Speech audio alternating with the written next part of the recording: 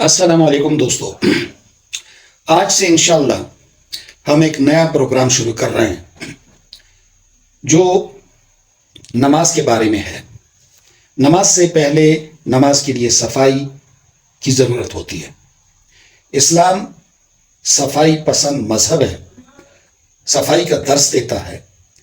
تو نماز کے لیے بدن کی صفائی، لباس کی صفائی، جگہ کہ جہاں نماز پڑھی جائے اس جگہ اور اس کے قرب و جوار کی صفائی شرط ہے۔ اگر تو بدن پہ نجاست، غلاظت لگی ہوئی ہے اور وہ بغیر غسل کے نہیں جاتی تو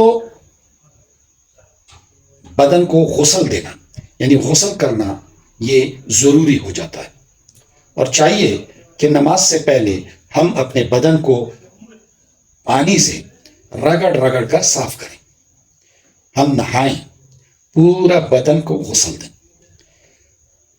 اور اگر صرف وضو کرنا ہی مقصود ہے نماز کے لیے تو نماز سے پہلے صفائی ضروری ہے، اور وضو جو بدن کی مین جگہیں ہیں، خاص مقامات ہیں، ان کی صفائی وضو سے ہو جاتی ہے۔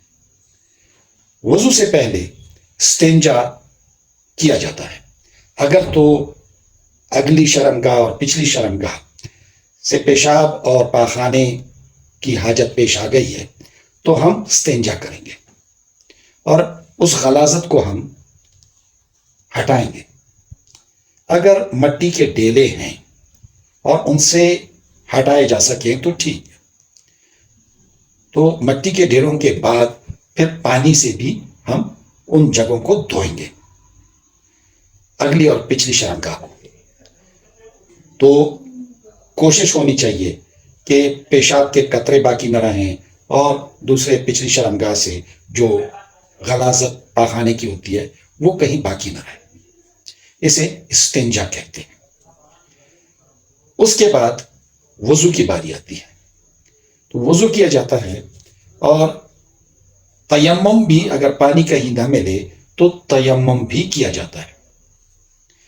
اور اگر پورے بدن کو غسل کی ضرورت پڑتی ہے، جیسے کہ میاں بیوی کے آپس میں جو خاص تعلقات ہیں وہ قائم ہو جائیں تو پھر غسل کی ضرورت پڑتی ہے، تو غسل بھی اس کا بھی طریقہ بتائیں گے، تیمم کا طریقہ بھی بتائیں گے، استنجے کا طریقہ تو تقریباً آپ کو بتا دیا، اور باقی نماز کا طریقہ بھی بتائیں گے۔